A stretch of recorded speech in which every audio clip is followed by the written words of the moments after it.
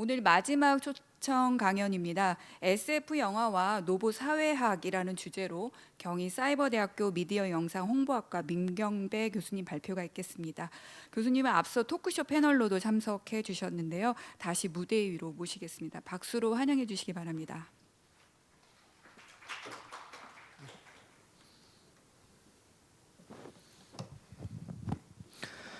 네, 안녕하세요.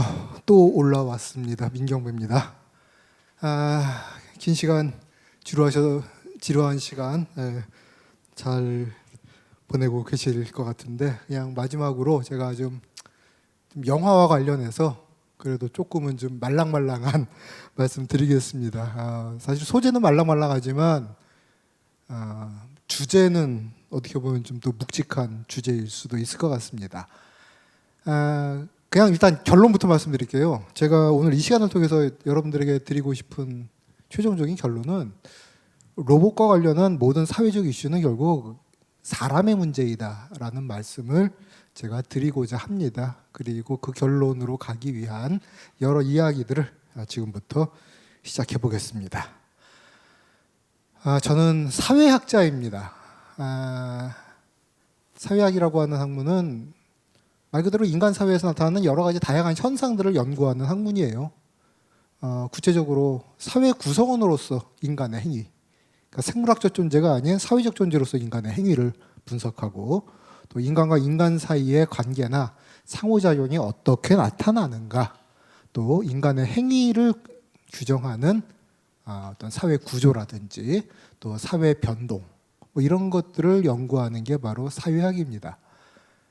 이쯤에서 어떤 분들은 그런 궁금증을 가지실 수 있을 거예요.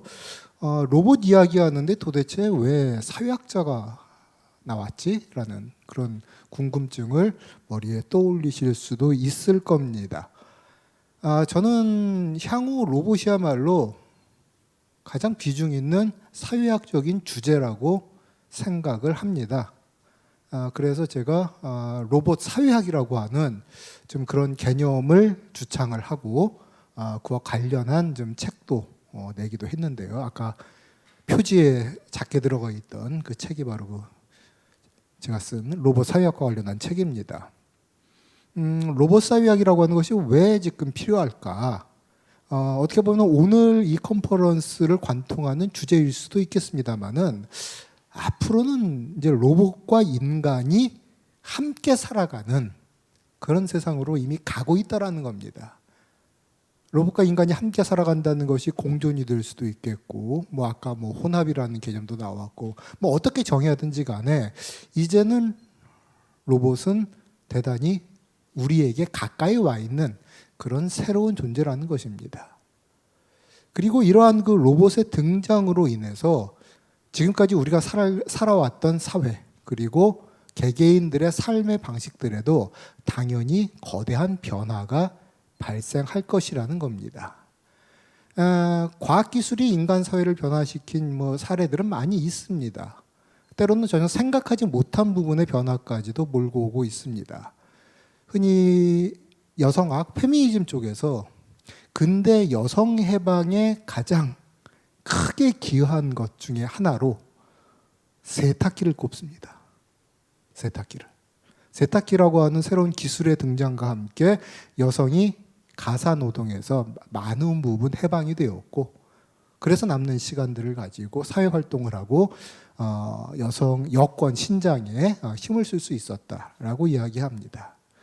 일개 세탁기가 여성 해방에 기여했을 정도의 파급력을 지닌다면은, 지금의 로봇은 앞으로 우리 사회를 정말 얼마만큼 우리가 미처 생각하지 못할 수준으로 바꿔놓을지, 그 끝이 어디일지는 저도 감히 지금 속단할 수 없을 것 같습니다.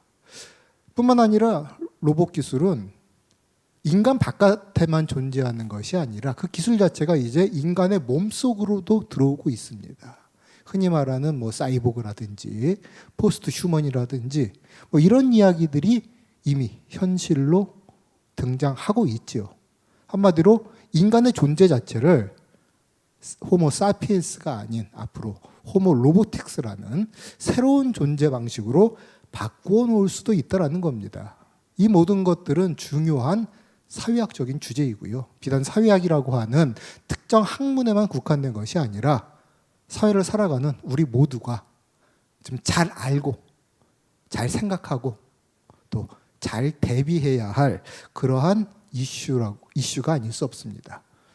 그래서 저는 이 로봇 사회학에 대한 그 어떤 그 접근의 첫 걸음을 바로 SF 영화로부터 시작을 해봤습니다. 왜 하필 SF 영화로부터 시작을 했냐면요. 사실 이 수많은 SF 영화 속에서 등장한 기술들이라고 하는 것들이 영화가 만들어질 당시에는 그저 인간의 상상력에 불과한 세상에 존재하지 않았던 것들이지만은 불과 20, 30년 만에 이미 현실에 존재하는, 그리고 이제는 그닥 새롭지도 않은 아주 익숙한 기술로 등장한 사례들이 대단히 많았기 때문입니다. 조금 이제 나이가 드신 분들은 백투더퓨처라는 영화 잘 아실 거예요. 잘 모르시는 분들은 이제 젊으신 분들이고, 이 영화가 1985년에 나왔습니다. 3부작이었는데 특히 이제 제가 가장 좋아하는 게 2입니다. 두 번째 영화. 그게 1985년에 나왔어요. 지금으로부터 30년이 훨씬 이전에 나왔던 영화입니다. 주인공은 타임머신을 타고 30년 후의 세상으로 갑니다. 바로 2015년이었죠. 2015년. 우리에겐 이미 과거가 되어버린, 영화 당시에는 먼 미래였던 그 시절에 영화가 만들어졌던 1985년에는 세상에 존재하지도 않았던 수많은 기술들이 이 영화 속 미래에 등장합니다. 3D 영화, 홀로그램, 벽걸이 TV, 화상전화, 지문인식이나 음성인식으로 문 자물쇠를 열고, 또 웨어러블 컴퓨터로 사람들이 행동을 하고, 지금은 뭐 그닥 새롭지도 않은 아주 일반화된 이런 기술들이 30여 년 전에 영화 속 상상력 속에서 처음으로 만들어지기 시작을 했다라는 겁니다.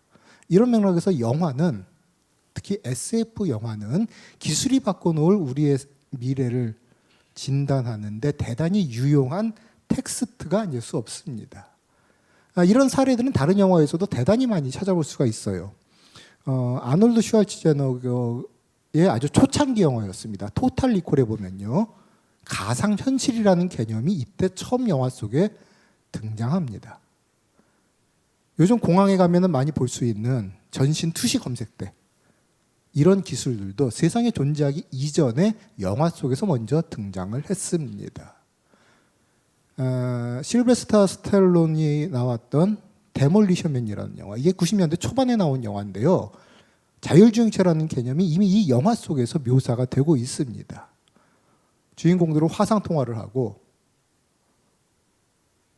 손바닥으로 화면을 움직이는 지금 아이패드와 같은 이런 장비를 또 보여주기도 합니다. 그리고 사이버 섹스에 이르기까지 대단히 당시로서는 상상조차 못했던 그런 기술들, 하지만 이미 일반화되어 있는 그런 기술들을 많이 만나볼 수 있습니다. 비교적 최근의 영화였죠. 톰 크루즈 주연의 마이너리티 리포트 같은 경우들 보면요, 빅데이터라든지 개인 맞춤형 광고 기법, 홍채 인식, 터치 스크린, 헤드업 디스플레이, 이런 기술들이 정말 빼곡히 등장을 합니다. 그리고 이런 기술들이 영화를 통해서 모습을 선보이고 나서 불과 채 20년도 안 돼서 지금은 대단히 흔한 이런 기술이 되어버렸습니다. 로봇과 관련된 영화 속에서도 우리는 로봇 시대에 앞으로 우리들이 겪게 될 여러 가지 새로운 현상들을 기존에 만들어졌던 로봇 영화들을 통해서 점쳐볼 수 있을 것 같습니다. 어떻게 보면 로봇이라고 하는 개념도 과학자들의 연구실보다 사실은 영화 속에서 먼저 그려졌고, 그렇게 묘사되었던, 영화 속에서 묘사되었던 그 로봇들이 이제 하나둘 세상에 나오고 있는 그런 단계이기 때문입니다.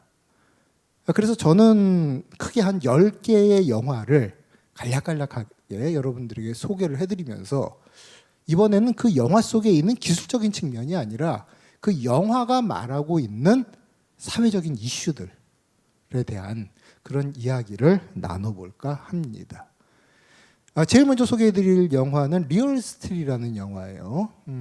제가 이제 이 영화 이야기를 가지고 여기저기 강연을 다녀보면은 많은 영화들은 대부분 다 아시는 영화들이에요. 봤다 하는 영화들인데 가장 생소해하시는 영화가 리얼스틸입니다.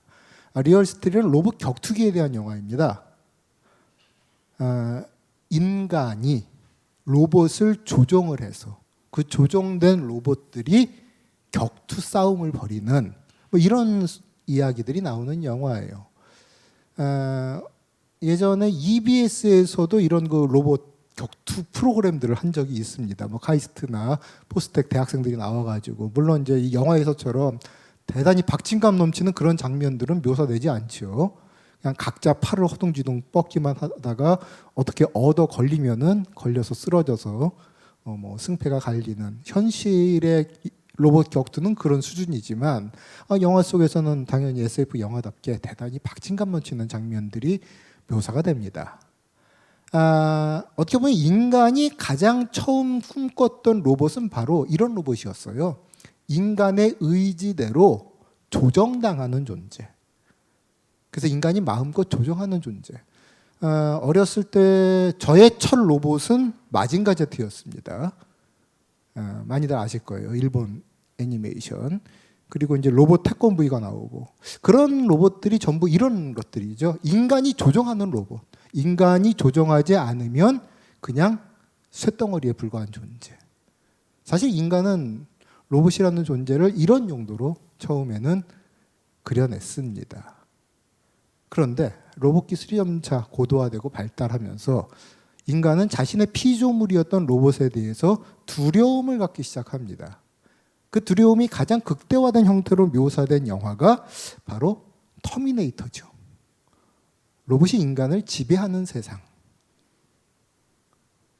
뭐 대단히 세계적으로 히트를 쳤던 그 영화였는데 어떻게 보면 로봇에 대한 그 미래 공포감을 가장 극대화시킨 것이 바로 이 터미네이터라고 할 수가 있겠습니다. 자, 그렇다면은 실제 로봇 기술이 정말 고도로 발달하면은 인간보다 더 뛰어난 존재로서의 로봇이 인간을 지배하는, 인간을 통제하는 그런 세상이 진짜 올까요?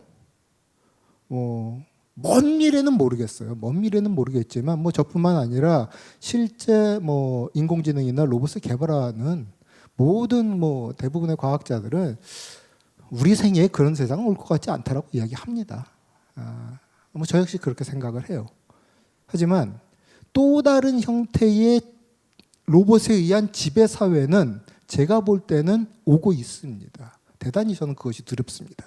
그건 뭐냐면은 로봇이 인간을 지배하는 사회가 아니라 로봇을 독점한 혹은 로봇을 장악한 인간이 그렇지 않은 다수의 인간을 지배하는 일종의 로봇 계급 사회 같은 것들.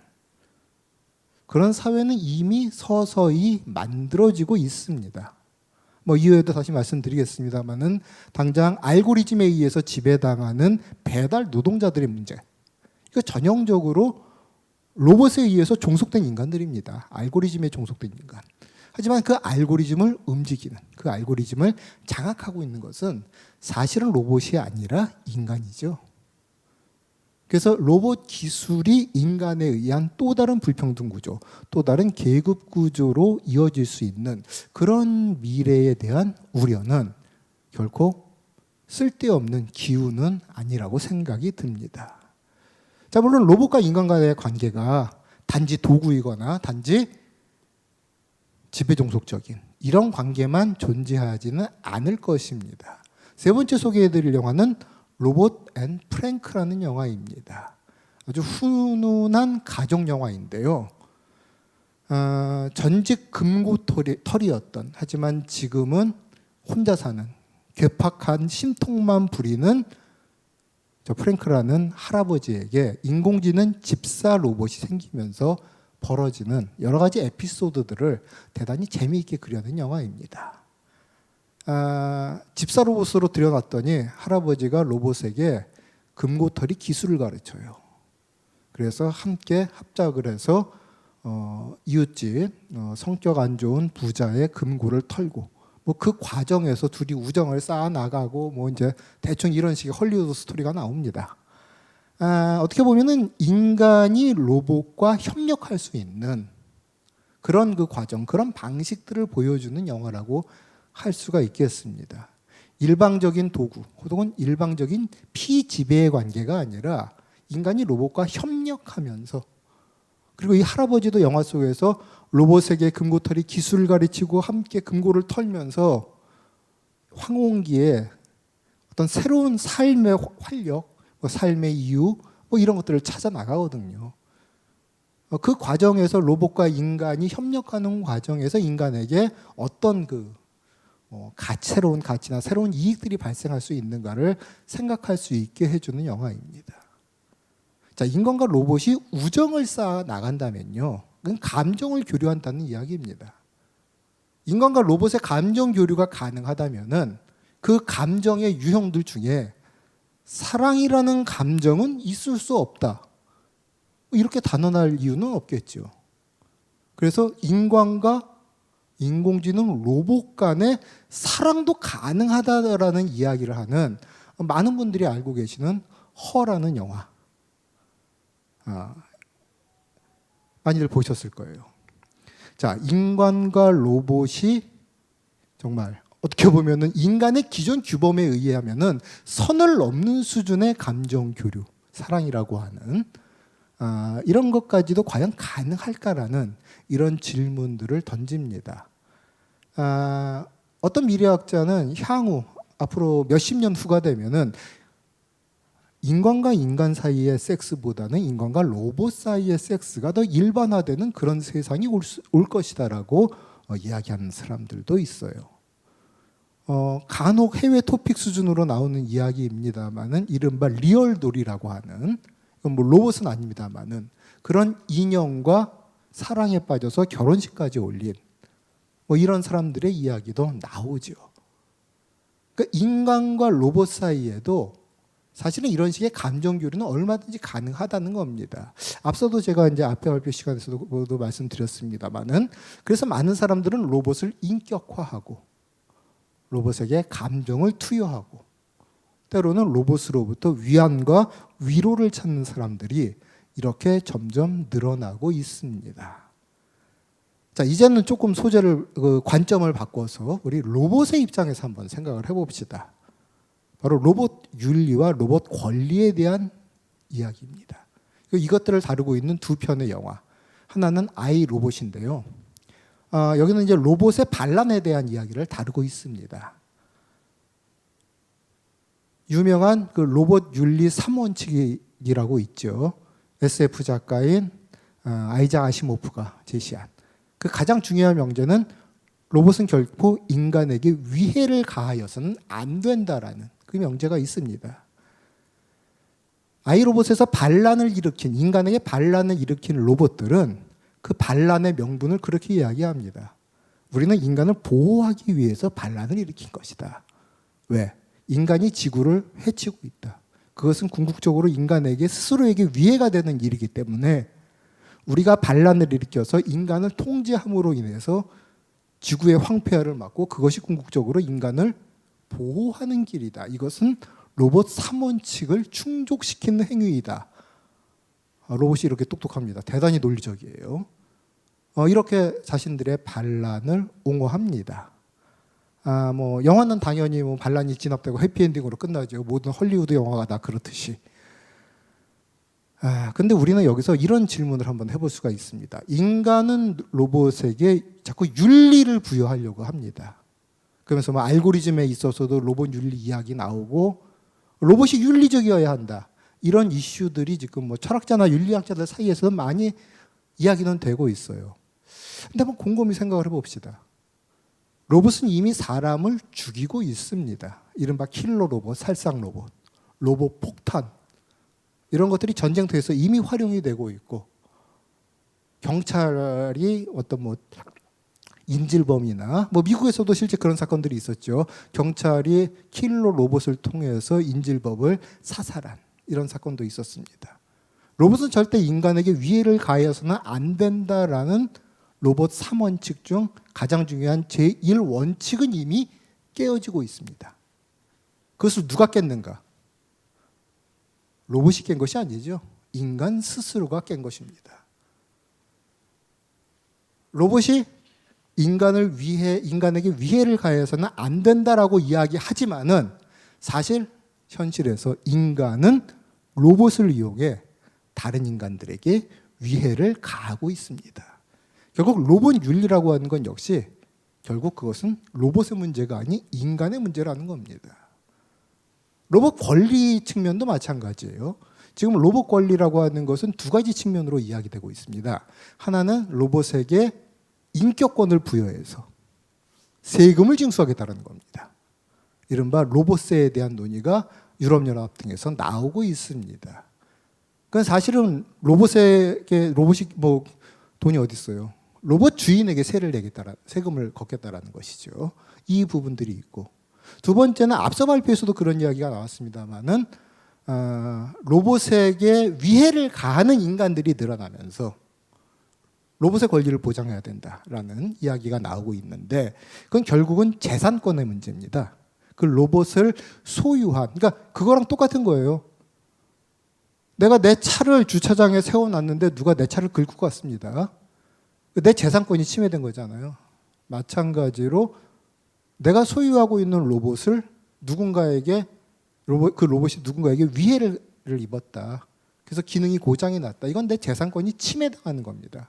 그러니까 로봇 권리라고 하는 건 역시 결국은 인간의 재산권에 대한 그런 이슈입니다. 이 바이센티니얼 맨이라고 하는 영화에서는 중요한 로봇 권에 대한 이야기가 나옵니다. 인간 주인을 사랑한 인공지능 로봇이 법률적으로 자신은 로봇이기 때문에 허용되지 않은 인간과 결혼할 수 있는 권리를 얻기 위해서 분투하는 이런 내용이에요. 영화 속에서의 로봇 권리는 로봇 스스로가 권리의 주체로서 다뤄지지만 현실에서의 로봇 권리라고 하는 것은 결국은 재산권과 관련한 인간의 권리입니다. 그래서 인간은 사실은 로봇권을 준수를 해야 돼요. 로봇권을 보장을 해줘야 됩니다. 왜냐? 그것이 바로 인간의 권리를 보장받는 길이기 때문입니다. 다음에는 이제 인간의 몸속으로 한번 들어가 보겠습니다. 잘 아시는 영화죠. 아이언맨. 로봇 갑옷을 입고 슈퍼 히어로로 변신하는 주인공입니다. 현실에서 가장 많이 상용화되어 있는 어떻게 보면 로봇의 형태예요. 흔히 외골경 로봇이라고 하죠. 팔다리에 기계 장비를 입고 인간 본래의 근육력보다 더 큰 어떤 힘을 발휘할 수 있는, 그래서 뭐 산업 현장이나 뭐 소방관들이나 혹은 뭐 군대에서도 지금 많이 쓰이고 있는 기술입니다. 거기에 이제 영화적 상상력을 더해서 나온 것이 바로 이 아이언맨이라는 영화인데요. 저는 이 아이언맨 같은 경우도 대단히 좀 의미심장한 그 또 장치가 있다고 봐요. 아이언맨의 주인공은 누굽니까? 토니 스타크 영화 속에서 세계 최고의 슈퍼리치입니다. 어마어마한 부자입니다. 그의 기술력은 결국 그의 자본력으로부터 비롯되었다라고도 볼 수 있습니다. 사실 인간은 어떤 인공장치에 의해서 자신의 신체적 능력을 향상시키는 이런 기술들을 꽤 오래전부터 사용해 왔어요. 지금 당장 제가 쓰고 있는 안경도 마찬가지 아닙니까? 광학 기술을 통해서 저의 약화된 시력이라고 하는 시각적 감각을 강화시키기 위한 장치, 이게 바로 안경입니다. 잘 아시다시피 안경의 가격은 천차만별입니다. 몇만 원짜리 안경으로부터 시작해서 몇백만 원짜리 명품 안경에 이르기까지 그 시장 가격의 스펙트럼은 대단히 넓습니다. 자, 하지만 몇만 원짜리 안경을 쓴 사람의 시력이 몇백만 원짜리 안경을 쓴 사람의 시력에 비해서 월등히 떨어진다 라고는 그 누구도 생각하지 않습니다. 외피의 차이는 있지만 인간 신체 능력을 강화시켜주는 수준은 가격과 무관하게 큰 차이가 없습니다. 그런데 이제 인간의 신체 속으로 들어오는 외계월공 로봇이 됐건 혹은 로보캅과 같은 아예 기계장치가 인간의 신체와 화학적으로 결합이 된 이런 사이보그의 이슈가 됐건 간에 인간의 신체 능력이라고 하는 것들이 결국은 지불 능력에 따라서 한마디로 얼마나 더 성능 좋은 외골경 로봇이나 신체 부품 장치를 신체와 결합을 시키느냐에 따라서 인간 능력의 차이가 벌어진다는 거예요. 당연히 성능이 좋은 이런 장치들은 가격이 비싸겠죠. 그래서 토니 스타크 정도의 재벌은 정말 우주 밖까지도 날아갈 수 있는 이런 그 외골 로봇 옷을 입을 수가 있는 것이고, 이게 무엇을 의미하냐면요, 또 다른 불평등 요인이 발생한다는 겁니다.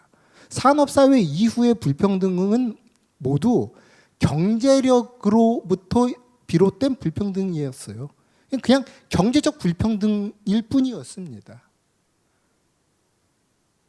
그런데 이런 식의 외골경 로봇이나 사이보그 기술들이 인간의 신체 안으로 들어와서 이것이 보편화된다면은 이제는 경제적 격차가 인간의 신체적 능력의 격차까지 이어질 수 있는 새로운 종적 차별의 문제가 우리 인간에게 대두될 수 있다라는 것입니다.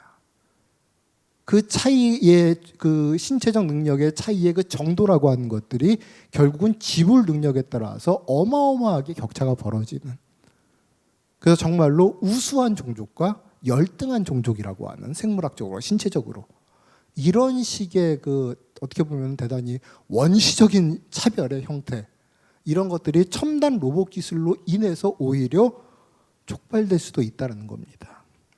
자, 그리고 마지막으로 인공지능의 이슈가 나옵니다. 뭐 인공지능에 대한 이슈들은 워낙 많이 이야기가 됐기 때문에 제가 뭐 시간도 있고 그래서 더 자세한 말씀은 드리지 않겠어요. 어찌됐건 앞으로의 우리 인간 종이라고 하는 것들은 지금까지 살아왔던 방식과는 전혀 새로운 환경 속에서 새로운 삶을 살아가게 될 가능성이 높다. 그리고 그 안에서 여러 가지 사회적 이슈들이 발생할 수 있음을 이 수많은 로봇을 다룬 SF 영화들이 말해주고 있습니다. 사실 인간이 다른 종과 함께 살았던 적이 아주 먼 과거에 있었죠.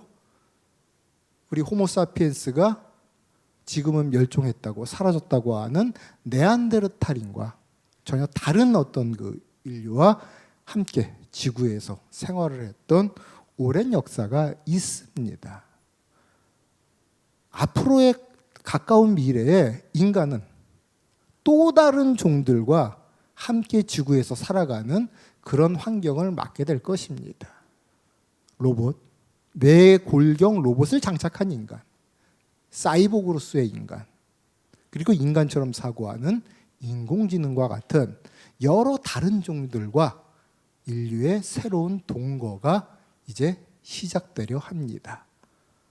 자, 이런 상황에서 우리들은 그동안 이런 질문들 많이 해왔어요. 야, 인공지능 로봇이 인간 능력을 진짜 뛰어넘을까? 인공지능 로봇이 자의식을 가질 수 있을까? 그래서 이제 인공지능 로봇이 인간 다음에 지구의 주인공이 될 것인가? 뭐 이런 식의 질문들 많이 나오고 있습니다.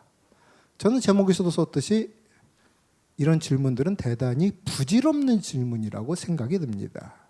당장 현실에서 우리들이 질문해야 할 것들은 이런 것들입니다. 로봇이 인간을 지배하는 사회가 아니라 로봇의 소유자가, 그렇지 않은 다른 인간을 지배하는 사회가 이미 오고 있습니다. 신계급 사회가 오고 있습니다. 알고리즘에 포획된 킹노동자의 문제들, 그리고 로봇 기술의 도입을 둘러싸고 특히 일자리의 문제를 둘러싸고 인간들 간의 아주 첨예한 이해 갈등들, 그리고 AI에게 또 편견과 혐오를 학습시키는 개발자와 사용자, 그러다 보니까 뭐 최근에 이루다와 같은 그런 챗봇의 이런 사건들도 있었고요. 사실은 우리에게 직면한 현실적인 문제들은 바로 이런 것들입니다. 자, 이런 것들에 대한 어떤 좀 바람직한 해결 방안, 인간과 로봇 간의 관계가 어떻게 맺어져야 될 것인가에 대해서 많은 교훈을 주는 유명한 사례가 있습니다. 관심 있는 분들은 이미 다 알고 계신 이야기일 거예요. 알파고보다 앞서서 인간을 꺾었던 체스 로봇이 있었죠. IBM이 만들었던 딥블루입니다.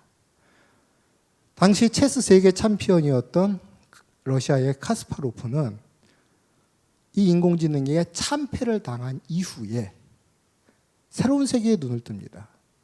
그리고 그는 프리스타일 체스 대회라고 하는 전혀 새로운 방식의 체스 경기를 주창을 합니다. 그것은 바로 인간과 인공지능이 한 팀을 이루어서 체스 경기를 벌이는 그런 시합이었어요. 그리고 2005년 그가 주최한 제1회 프리스타일 체스 대회가 열렸고 그 최종 우승자는 놀랍게도 세계적 수준의 체스 고수와 세계적 수준의 인공지능 기업이 만든 체스 인공지능의 연합팀이 아니라 체스를 취미로 하는 대학 동아리 학생과 그저 그냥 중소기업 수준에서 만든 그냥 평범한 수준의 인공지능이 연합한 팀이 우승을 차지했다는 겁니다. 말 그대로 인간과 로봇의 협력, 그것도 뛰어난 인간과 뛰어난 인공지능이 아니라 평범한 인간과 평범한 인공지능이 상호 보완해 가면서 만들어내는 협력이 이끌어낸 놀라운 시너지입니다. 어찌 보면은 이제 로봇 시대를 살아가야 하는 우리 평범한 시민들, 평범한 사람들에게 과연 로봇과 어떤 관계를 맺고 어떻게 살아가야 할 것인가, 바로 이런 방식이 아닐까 싶습니다. 로봇과 협력하고 내가 부족한 것을 로봇에게 도움을 받고 그러면서 또 그 로봇의 판단을 믿고 의지하고 그러면서 새로운 관계를 만들어 나가야 하지 않을까 싶습니다. 어떻게 보면 지금까지 우리 인간은 기술에 대해서 쓸데없는 질문을 해왔을지도 모릅니다. 흔히 그런 이야기 있지 않습니까? 달을 보라고 가르쳤는데 달은 안 보고 손가락만 쳐다봤다. 로봇이 인간을 뛰어넘을까? 로봇이 인간을 지배할까? 등등의 질문은 사실은 달을 보지 않고 손가락만 보는 질문이 아니었나 싶습니다.